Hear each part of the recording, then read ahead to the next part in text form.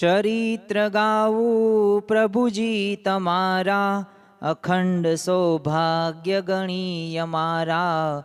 ઈચ્છાઓ એ જ પ્રભુજી મારી, સ્મૃતિ રહો અંતરમાં તમારી. સ્મૃતિ રહો અંતરમાં તમારી. કૃપા કરો મુજ ઉપરે સુખનિધિ સહજાનંદ. ગુણ તમારા ગાવવા બુદ્ધિ આપજો સુખકંદ. ગુણ તમારા ગાવવા બુદ્ધિ આપજો સુખકંદ.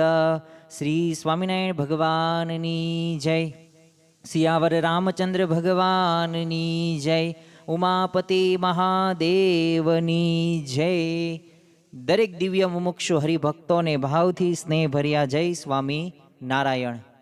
આદર્શ ભક્ત ગાથા 2026 અંતર્ગત આજે આપણે એક એવા ભક્ત રાજની ગાથા સાંભળવાની છે કે જેમના જીવનની અંદર શ્રીજી મહારાજ પ્રત્યેની એ પ્રેમ લક્ષણા ભક્તિ તો હતી જ તે, પરંતુ શ્રીજી મહારાજે પણ આ ભક્તના ભાવ પૂરા કરેલા હતા, ભક્તની રક્ષા કરી હતી. ઘણી બધી વખત આપણને એક પ્રશ્ન થતો હશે કે શા માટે ભક્તને આધીન ભગવાન છે? તો આજે આપણે ઉમરેઠના રૂપરામ ઠાકરના આખ્યાન દ્વારા, જીવન પ્રસંગો દ્વારા એ આપણે સમજવાનો પ્રયત્ન કરીશું કે ખરેખર જો ભક્તરાજની જો સ્થિતિ એ ભગવાન પ્રત્યે જો આવી હોય ને તો અવશ્ય ભગવાન એ ભક્તને આધીન હોય જ છે. તો આજે આપણે એમના જીવન પ્રસંગો દ્વારા એ ઘણી બધી પ્રેરણાઓ પણ પ્રાપ્ત કરવાના છીએ. અને એક આદર્શ ભક્ત તરીકે આપણે એમાં કેવી લાયકાતો હોવી જોઈએ એ ખરેખર આ રૂપરામ ઠાકરના એ પ્રસંગ દ્વારા આપણને ખ્યાલ આવશે. આમ તો શ્રીજી મહારાજે એ ખાટો રસ એ જે પ્રસંગ બનેલો હતો એની પણ અદ્ભુત એવી લીલાઓ કરેલી હતી. તો એવા પ્રસંગોની આજે આપણે વાતો કરવાના છીએ. આજે આદર્શ ભક્ત ગાથામાં પ્રથમ ભક્ત એ રૂપરામ ઠાકર છે. આમ તો ઉમરેઠ નગરની અંદર એ પરમહંસો સાથે શ્રીજી મહારાજ પહેલી જ વાર સંવંત 1860ની અંદર પધારેલા. આમ તો શ્રીજી મહારાજ આ પૃથ્વી ઉપર આવ્યા તો ભક્તોના મનોરથો એમને પૂરા કરેલા છે. સાથે સાથે એમનો મુખ્ય જે હેતુ કે એકાંતિક ધર્મનું સ્થાપન કરીને એ ભક્તો એકાંતિક ધર્મના 4 અંગો ધર્મ, જ્ઞાન, ભક્તિ અને વૈરાગ્ય એ સિદ્ધ કરીને બ્રહ્મરૂપ થઈને પરબ્રહ્મની ભક્તિ કરે ને, આ એમનો એક સિદ્ધાંત હતો. એમનો એક મુખ્ય કલ્યાણ ભાવના આપણને જોવા મળે છે. એટલે જ તે તમે જો 11 વર્ષની ઉંમરે ઘનશ્યામ પ્રભુએ ગૃહ ત્યાગ કર્યો અને કલ્યાણકારી વન વિચરણ કર્યું. કોઈ પણ પ્રકારની અપેક્ષા નહીં, કોઈ પણ પ્રકારની સગવડતા નહીં, અને અગવડતા વચ્ચે એ ખુલ્લા પગે કલ્યાણકારી વન વિચરણ કર્યું. અંદાજિત 14,000 કિલોમીટર કરતાં વધુ એ નીલકંઠ વર્ણીએ રૂપે એ ભારત, નેપાળ, એ તિબેટ, મ્યાનમારની અંદર એ વિચરણ કરે છે. દરેક જગ્યાએ 5 અનાદિ તત્વના પ્રશ્નો પૂછતા હતા. હવે મહારાજ લોજની અંદર આવ્યા છે અને મુક્તાનંદ સ્વામીએ જવાબ આપે છે. 70-80% જવાબ હતો સાચો, અને ત્યાં સ્થાયી થવાનું નક્કી પણ કરે છે. પણ જો શ્રીજી મહારાજ ક્યારેય એક સ્થળે સ્થાયી નથી થયા. તેમને લોયા હોય, પંચાળા હોય, અમદાવાદ હોય, સારંગપુર હોય, ગઢપુર હોય કે જુનાગઢ હોય કે ઉમરેઠ આજુબાજુ ગામડાઓમાં તેઓ ખૂંદી વળ્યા છે અને ત્યાં ભક્તોના ભાવો પણ પૂરા કર્યા છે. અને એ જ ભાવ પૂરા કરવા માટે સંવંત 1860ની અંદર શ્રીજી મહારાજ ઉમરેઠ નગરની અંદર પધારે છે. આમ તો ત્યાં જાગનાથ મહાદેવની જગ્યાએ ઉતારો કર્યો મહારાજે, અને સાથે સંતો ભક્તોનો સંઘ પણ હતો. હવે ભલા મુત્સદ્દીઓ પણ ભૂ પીવડાવે ને એવા એક ખેડાવાળ બ્રાહ્મણો ઉમરેઠમાં રહેતા, અને બધાએ ભેગા મળીને એ નક્કી કરી નાખેલું કે આપણે છે ને આ ભગવાનપણાની પરીક્ષા કરવી છે. ભગવાનની પરીક્ષા કરવા માટે તૈયાર થયેલા હતા. અને શ્રીજી મહારાજે કીધું કે જો શંકર સ્વામીએ પાડાની પૂંઠથી વેદ બોલાવ્યા હતા, એમ છે ને તમે જો ભગવાન હોય તો એમ કરો. હવે મહારાજને આવી વાત કરી તો મહારાજે શું કીધું કે જો વેદ તો છે ને બ્રહ્માના મુખેથી નીકળેલી એ પરમાત્માની વાણી છે. 4 વેદો છે, યજુર્વેદ, સામવેદ, અથર્વવેદ. આ બધાય ચારે ચાર વેદોની અંદર એ આપણને સાચું જ્ઞાન પ્રાપ્ત થતું જોવા મળે છે. તો આવી વાત મહારાજે કરીને કીધું કે એ તો પવિત્ર કહેવાય, પશુના મુખે ન બોલાવાય, અને એમાં તો વેદની પવિત્રતા રહીને એને લાંછન લાગે. અને પાડા કરતા તો જો અહીંયા 20 હાથનો સાગનો પાટડો પડ્યો છે, તો એના 2 છેડામાં તમે કયો એ છેડાથી વેદ તમતાર બોલાવીએ. જો ભગવાન અને સંત ધારે તે કરી શકે. આપણા જીવનની અંદર ઘણી બધી વખત આપણે ભગવાન ને સંત ઉપર વિશ્વાસ નથી રાખતા, એટલે જ તે જો આપણા જીવનની અંદર પ્રશ્નો આવે ને ત્યારે આપણે મૂંઝાઈ જઈએ, હતાશ થઈ જઈએ. પ્રશ્ન હોય નાનો, પરંતુ એ પ્રશ્નને મોટા સ્વરૂપે આપણે રજૂઆત કરી દઈએ છીએ. એના મૂળની અંદર આપણને હજી ભગવાનમાં વિશ્વાસ નથી. જો વિશ્વાસ હોય તો એ પ્રશ્ન જ નથી. અને આ જ રીતે મહારાજે બધી વાત કરી. અને જો ભગવાનનો પ્રતાપ છે, નિર્જીવ લાકડું કરતા કોઈક અભણ બ્રાહ્મણ પાસે વેદની રૂચાઓ બોલાવવામાં એ બધા વિપ્રોને એવું લાગ્યું કે એ કરાય, લાકડાને શું બોલાવીએ, કોઈક અભણ હોય જે ભણેલા ન હોય ને એને જ કહીએ. અને આજ તો ભગવાનપણાની પરીક્ષા થઈ જ જાય. ઘણી વખત આપણે પણ આવી પરીક્ષાઓ લેતા હોઈએ છીએ.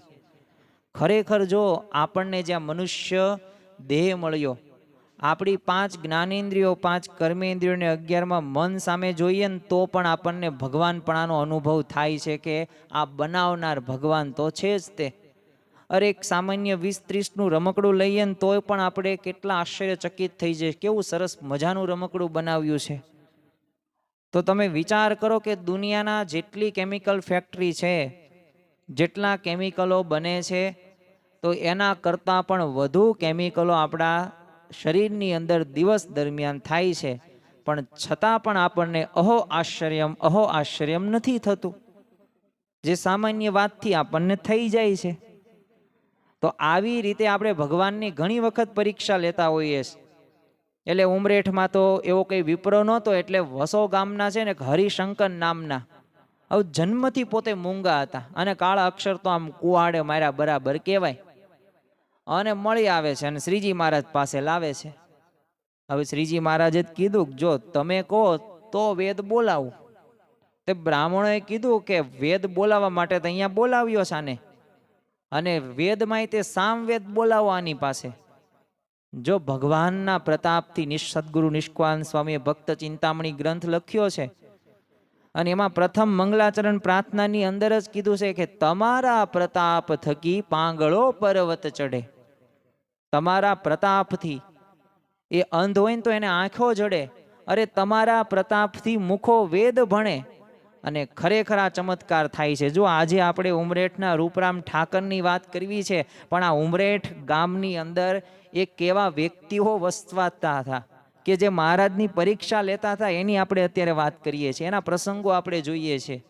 એના આધારે આપણને ખ્યાલ આવશે કે જો ઉમરેઠની અંદર જો આ બધાય લોકો આટલા બધાય જો પોતે એક ભગવાનને સામે પરીક્ષા લેવા તૈયાર થઈ જતા હોય, તો એ ભક્તોને પોતે કેટલા હેરાન કંદડતા હશે.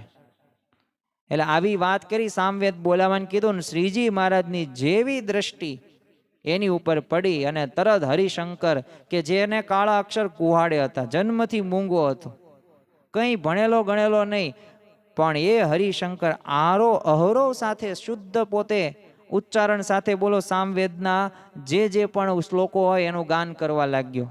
અને પછી તો વારા ફરતી ચારેય વેદની રૂચાઓ હતી એને પોતે એવી જડી વરસાવી, જો મુકમ કરોતી વાચાલમ, એ મૂંગાને પણ બોલતો કરે, પણ સાથોસાથ વેદની રૂચાઓ પણ બોલાવે ને, એવું ઐશ્વર્ય ભગવાન સિવાય બીજા પાસે હોય નહીં.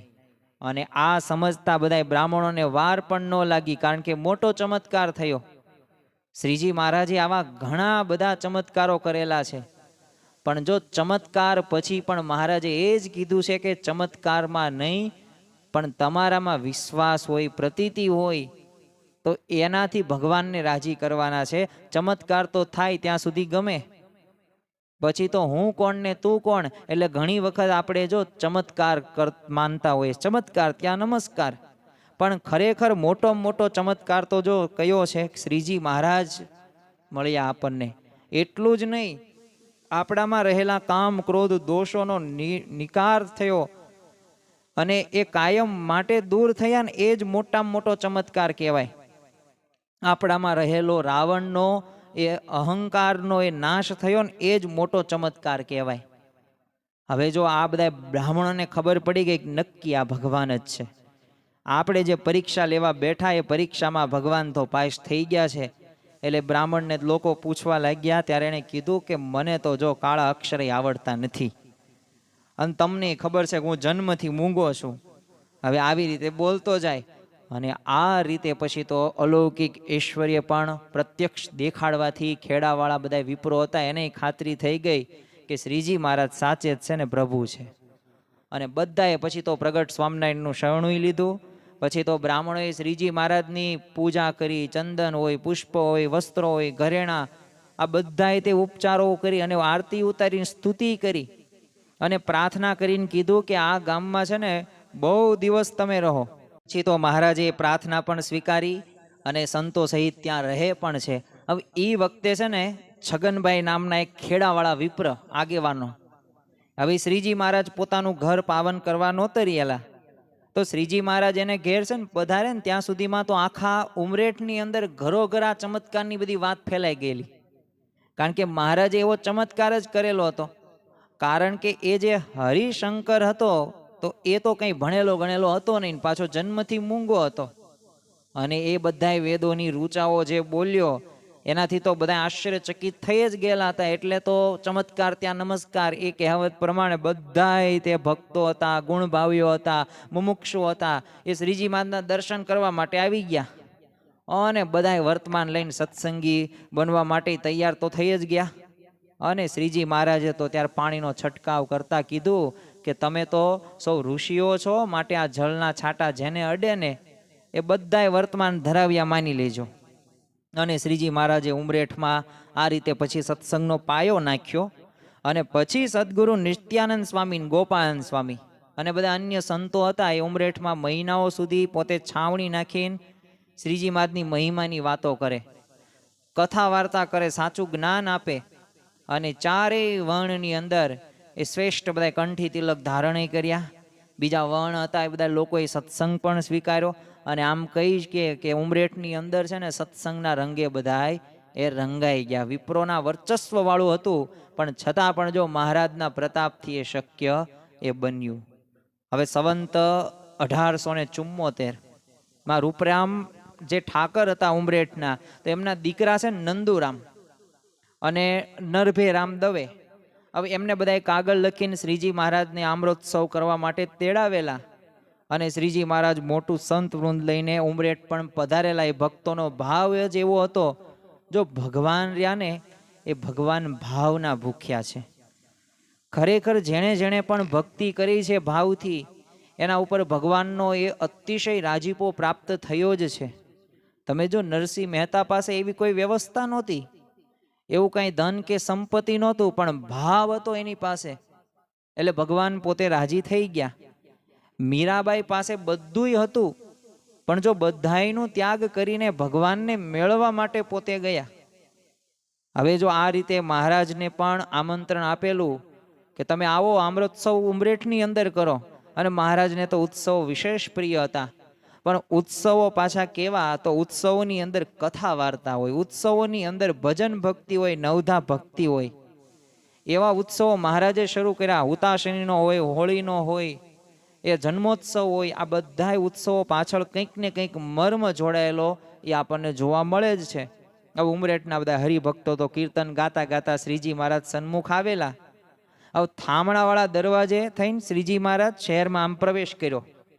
એટલે શ્રીજી મહારાજનું સ્વાગત કરવા માટે બધાએ વેદપાઠી બધા બ્રાહ્મણો હતા, તો શ્રીજી મહારાજે દક્ષિણાએ અપાવી, કીર્તનોય ગાતા અને સ્વામિનારાયણ નામની ધૂન કરતા શ્રીજી મહારાજ તો આખા નગરમાં પોતે ફરે છે.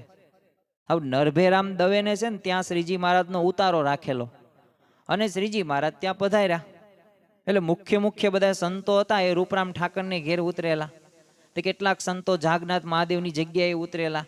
તો કાઠી હરિભક્તોને બધા અન્ય સત્સંગીઓને ત્યાં ઉતારા બધી વ્યવસ્થા કરાવેલી હતી. સંઘ શ્રીજી મહારાજ જાય એટલે એક ન જાય, સાથે સંતો ભક્તોનો આખો સંઘ જાય.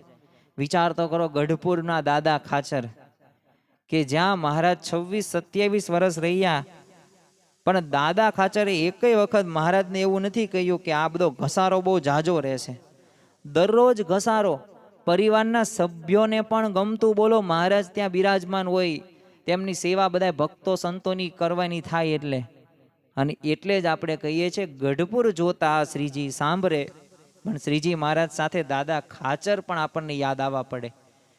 એવી પોતે પરાકાષ્ઠા સુધી હતા એ, અને ખરેખર દિવ્ય ભાવ, નિર્દોષ બુદ્ધિ એમના જીવનની અંદર આપણને જોવા મળે છે.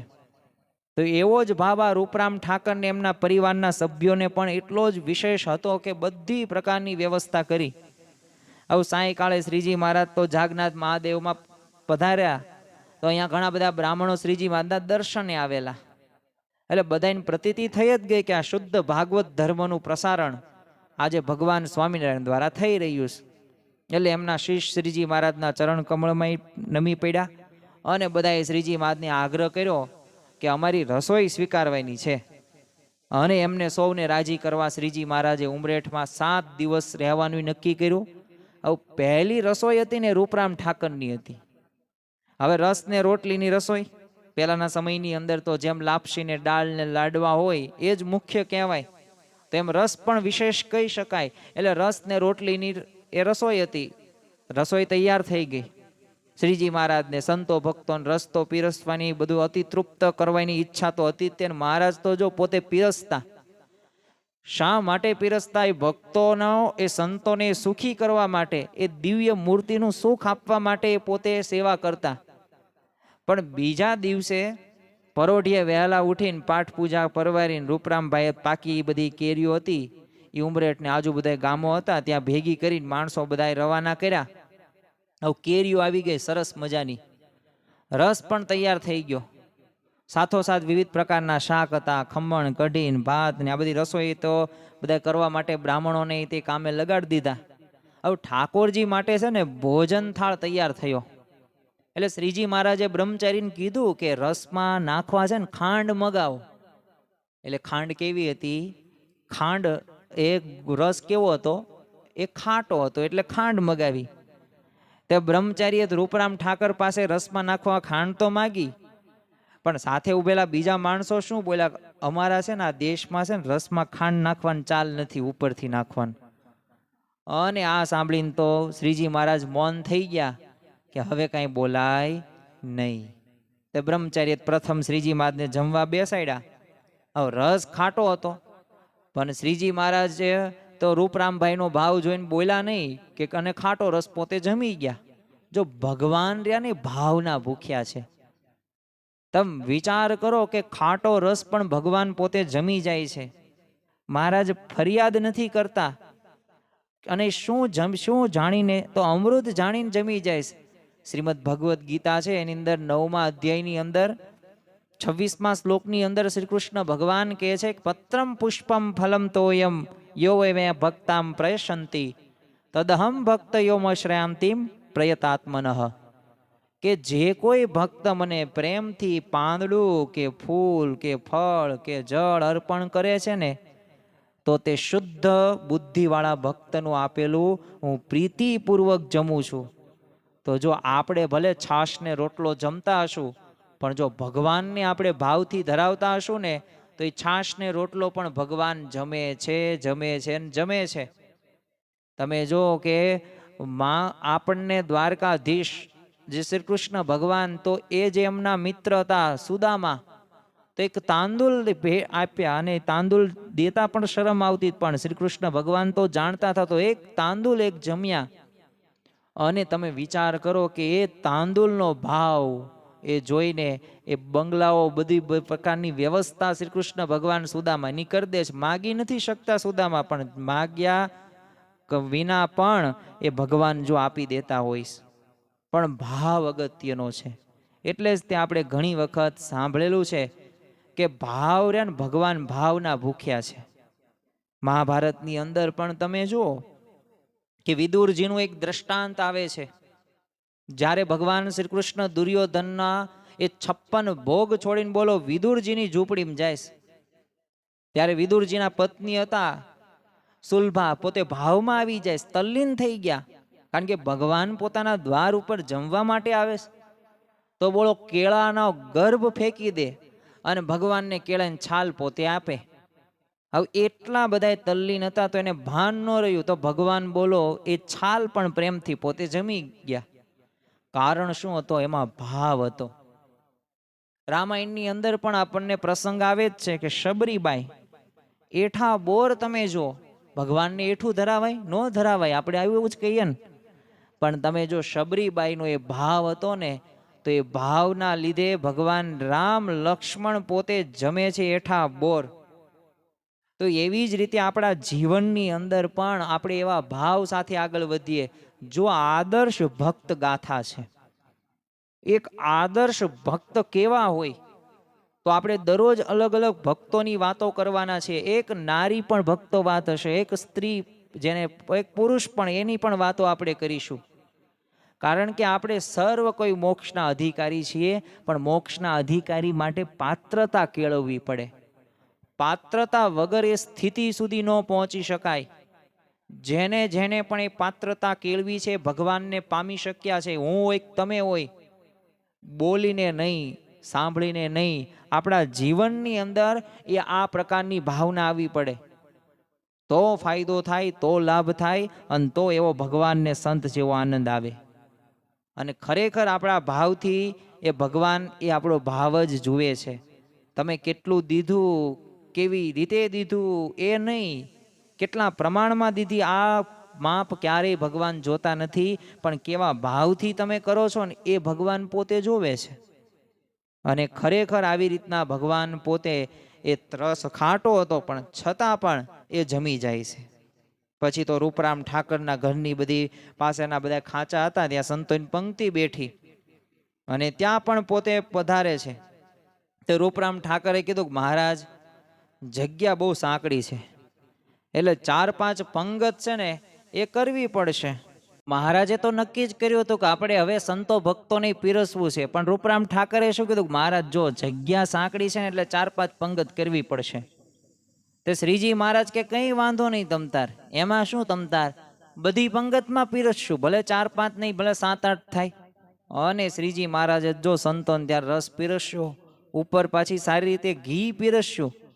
હવે સંતોને તો આવો ખાટો રસ જમાડવા સંત વત્સલ શ્રીજી મહારાજને આમ ખચકાટ તો થોડોક અનુભવતા જ તે હતા. એટલે શ્રીજી મહારાજનો તો આમ પ્રસાદ જાણીને સંતો બધા રસ તો જમી ગયા.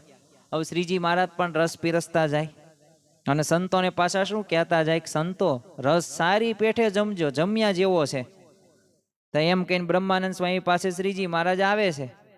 તેમને તો શ્રીજી મહારાજને રસ પીરસવા ગયા, તે ના પાડી દીધી. તે શ્રીજી મહારાજે કીધું કે મહારાજ સ્વામી, રસ કેવો છે, તમે રસ કેમ નથી લેતા?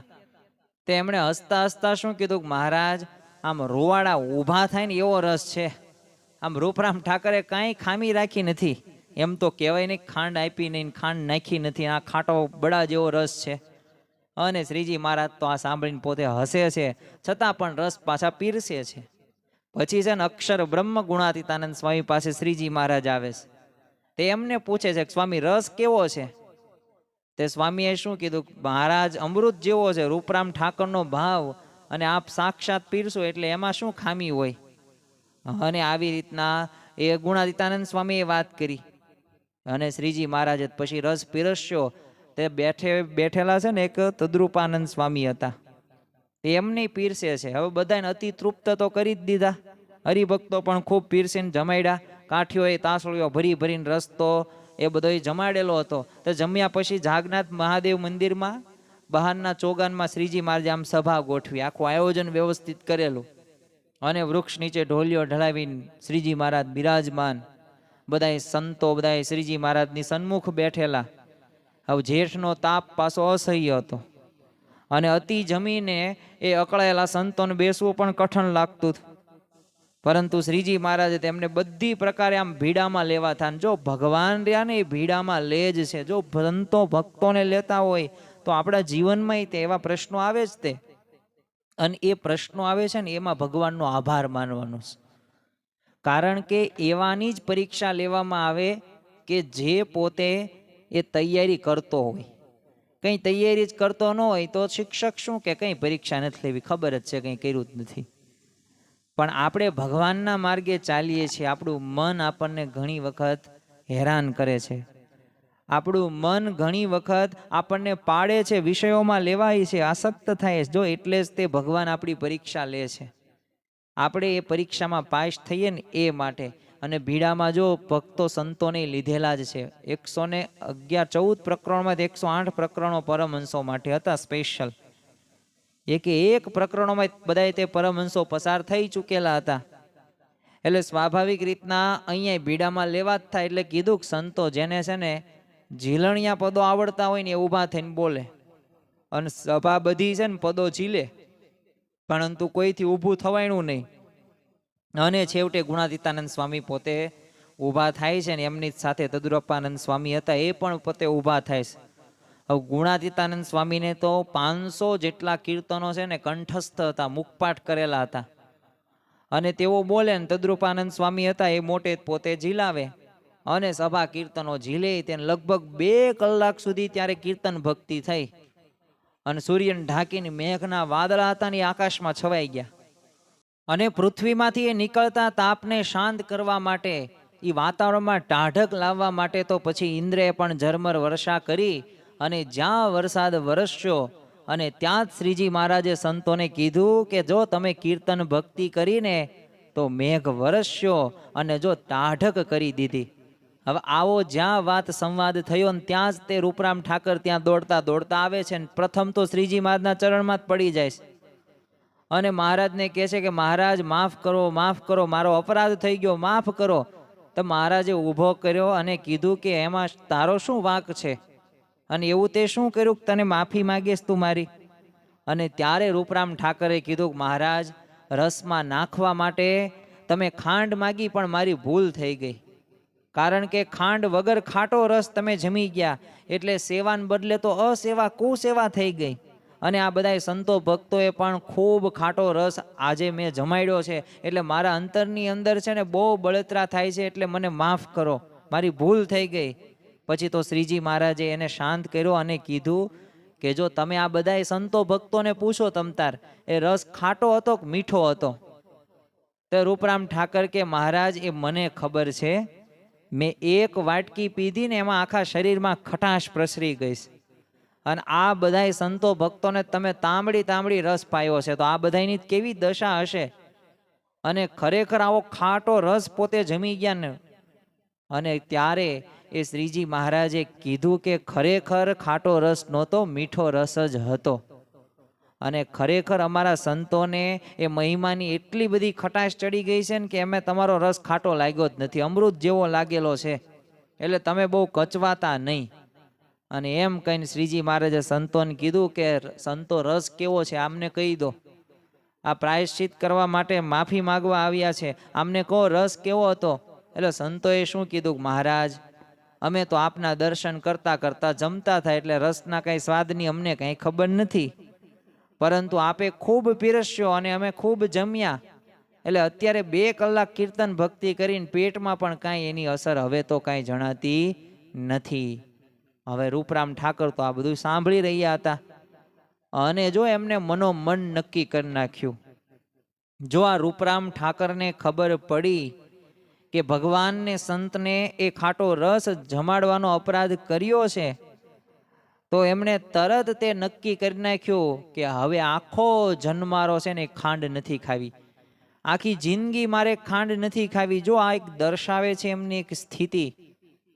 એ સત્સંગ, આ સંતો ભક્તો એ જો આવી રીતના પોતે એ રોમે રોમની અંદર વસ્યા હોય ને તો જ આવી સમજણ થઈ શકે, બાકી આવી ઉચ્ચ કોટીની સમજણ થઈ ન શકે.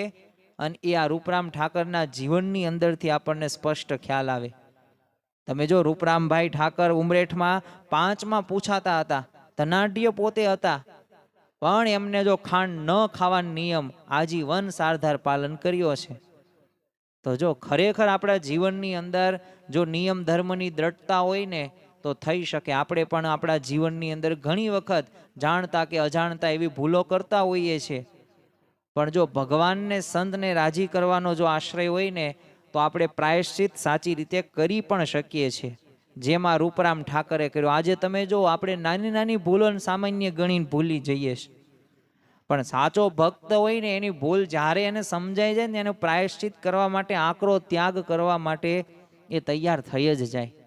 હવે ધનાઢ્ય હતા છતાં પણ આખી જિંદગી એ ગળપણ બોલો છોડી દીધું. તો એ વૈરાગ્ય અને મહારાજ પ્રત્યેનો એ સમર્પણની પરાકાષ્ઠા આપણને દેખાઈ આવે.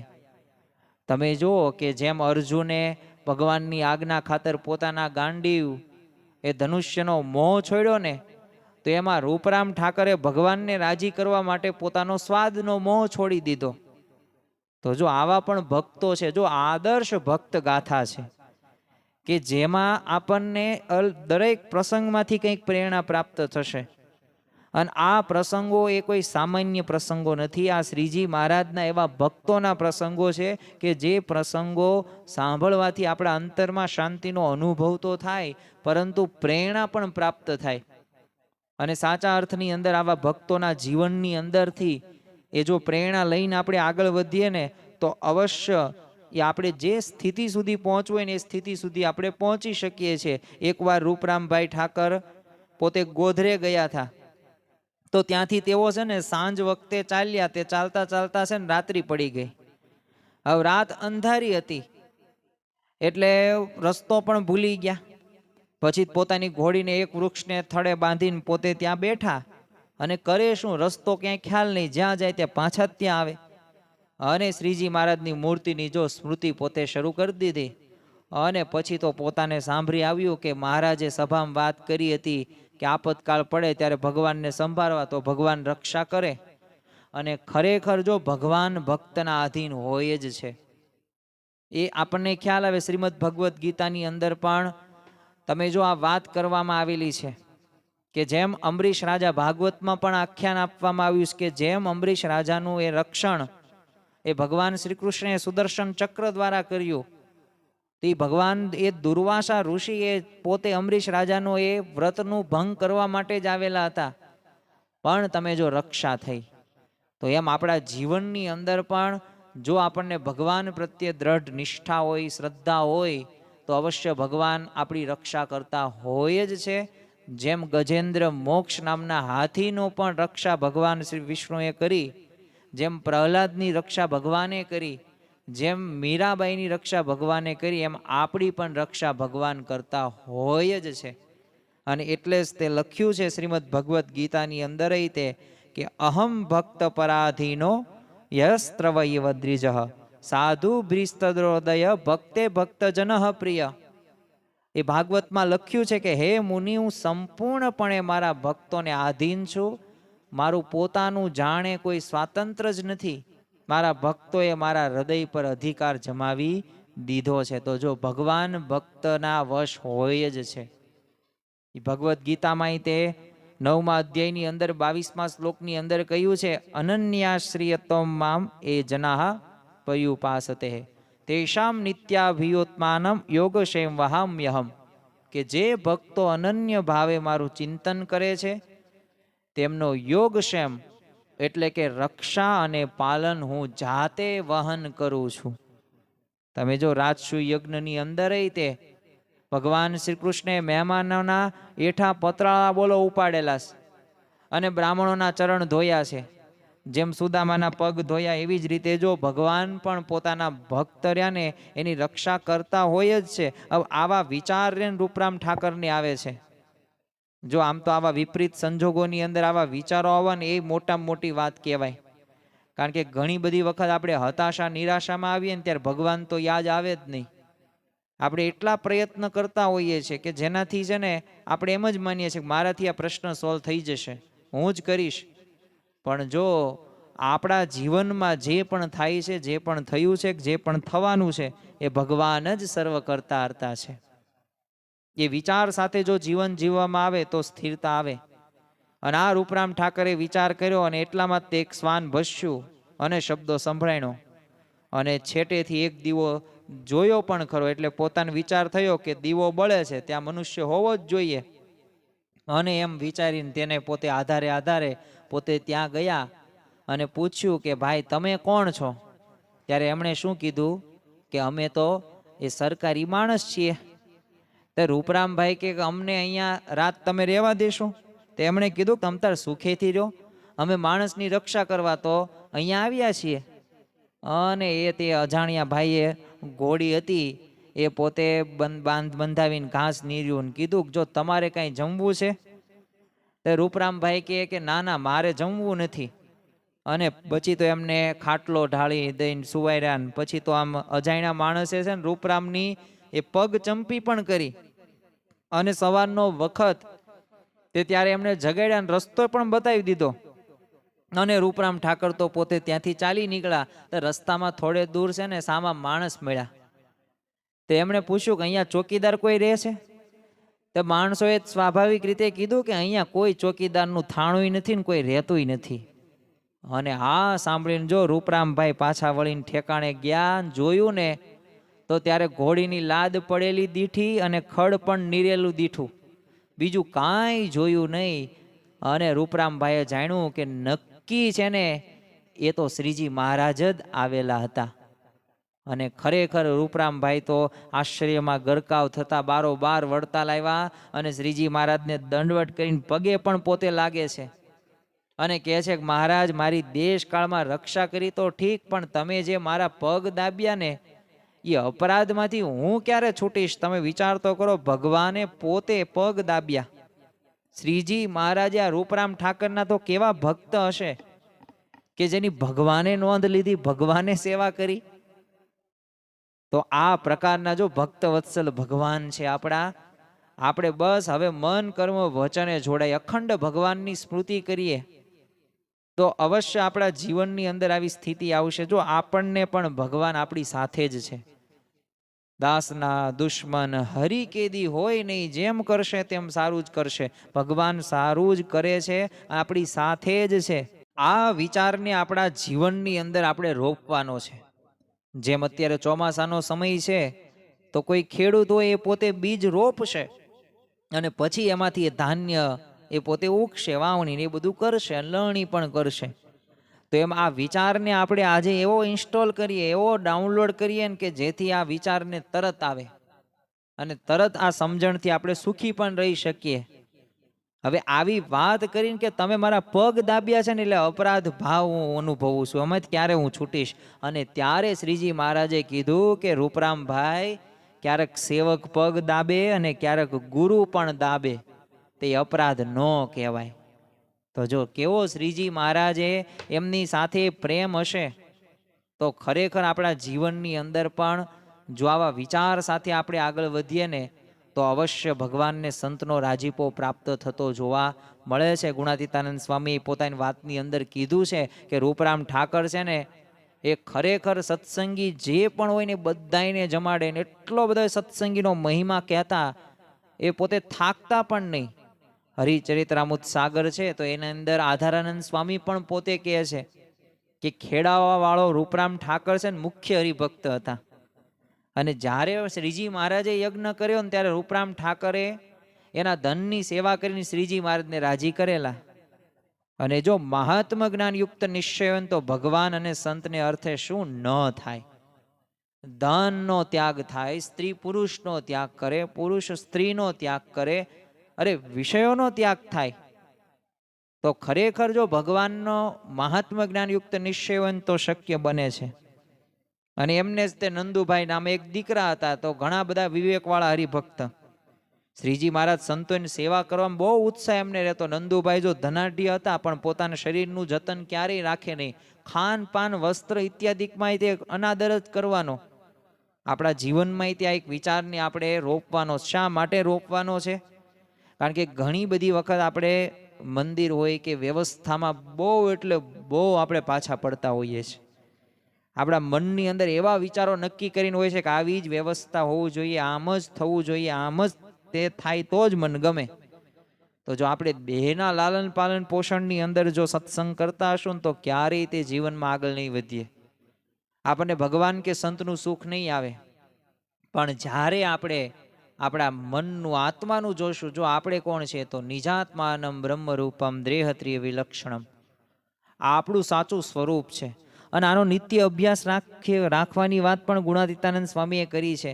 નિત્ય અભ્યાસ રાખવાનો. જેમ જો અમુક વસ્તુ રહીને આપણે માની લીધું છે, ગામનો કેવો નિશ્ચય, નાતનો કેવો નિશ્ચય, નામનો કેવો નિશ્ચય, સ્થળનો કેવો, બાપનો, ભાઈનો, બહેનનો, પત્નીનો, બધાયનો પાકા પાયે નિશ્ચય કરી નાખ્યો કે આ મારો. તો એવી જ રીતે આપણે પોતાનો આત્મા છું, હું અમર છું, બ્રહ્મ છું, સુખરૂપ છું, એ પ્રકારનો નિશ્ચય આપણે રાખીશું તો અવશ્ય આપણે એ સુખી થશું. તો ખરેખર એમના એ દીકરા નંદુભાઈ પણ એવા જ તે, અને સોનાના ઘરેણા હોવા છતાંય તે પોતાના શરીર ઉપર ક્યારેય બોલો પોતે ધારે નહીં. તો એવી તો એ સ્થિતિ એમની હતી. અને આ નંદુભાઈ હરિભક્તોને જેટલા ધર્મ કીધા બધાય દ્રઢપણે પાલન કરે એવા શૂરવીર ભક્ત હતા.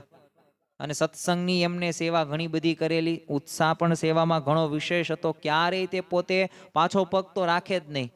અને જ્યારે શ્રીજી મહારાજ વડતાલમાં ઉત્સવ કરતા તો ત્યારે તેઓ ત્યાં આવતા, સેવા પણ કરતા અને આજ્ઞા પ્રમાણે જીવન પણ જીવતા હતા.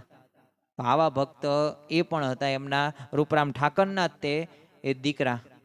તો ખરેખર આજના દિવસે આપણે મહારાજ સ્વામીના ચરણોમાં પ્રાર્થના કરીએ કે જેમ ઉમરેઠના રૂપરામ ઠાકર, આમ તો આજે આપણે આદર્શ ભક્ત ગાથાની અંદર ભગવાનનો કેવો પ્રતાપ છે, ભગવાનના મહિમાની વાતો પ્રથમ તો કરી કે તમારા પ્રતાપ થકી પાંગળો પર્વત ચડે. એની અદ્ભુત વાતો જોઈ તો આપણા જીવનમાં પણ જો ભગવાનનો એક વખત આપણે સ્પર્શ થઈ જશે, એક વખત કૃપામી દ્રષ્ટિ થઈ જશે તો રંકમાંથી રાજા થશું, નિર્ધનમાંથી ધનવાન થશું. અને ધનવાન થઈએ કે ન થઈએ પણ એવી સમજણ ભગવાનને સંત આપશે કે જેથી બધાયમાં સ્થિરતા રહેશે. પછી બીજા પણ એવા પ્રસંગો આજના દિવસે આપણે જોયા કે જેની અંદર એ રૂપરામ ઠાકર શ્રીજી મહારાજ પ્રત્યેનો પ્રેમ, એ જે પ્રસંગ છે તો એના આધારે આપણા જીવનની અંદર પણ આપણે નિયમ ધર્મમાં દ્રઢતા રાખીએ અને ભગવાનને રાજી કરવાનું તાન રાખીએ. અને ભગવાન તો ભક્તને આધીન હોય જ છે, તેમ ભગવાન ભક્તની રક્ષા કરતા જ હોય જ છે. બસ આપણા વિશ્વાસની એક ખામી છે. તો વિશ્વાસ સાથે આગળ વધીએ, શ્રદ્ધા સાથે આગળ વધીએ તો અવશ્ય આપણને આધ્યાત્મિક માર્ગની અંદર એ સ્થિતિ સુધી આપણે પહોંચી શકીશું. તો આજના દિવસે આપણે મહારાજ સ્વામીના ચરણોમાં પ્રાર્થના કરીએ કે આદર્શ ભક્ત ગાથાની અંદર જે આજે અમે ઉમરેઠના રૂપરામ ઠાકરના જીવન પ્રસંગો જોયા તો એના આધારે અમારા જીવનની અંદર પણ એવો ભાવ આવે, એવી ભક્તિમાં વિશેષ વૃદ્ધિ થાય, એ જ આજના દિવસે પ્રાર્થના. શ્રી સ્વામિનારાયણ ભગવાનની જય. આવા જ આધ્યાત્મિક પ્રવચનો સાંભળવા માટે અમારી ચેનલને લાઈક કરો, શેર કરો અને સબસ્ક્રાઇબ કરવાનું ભૂલતા નહીં.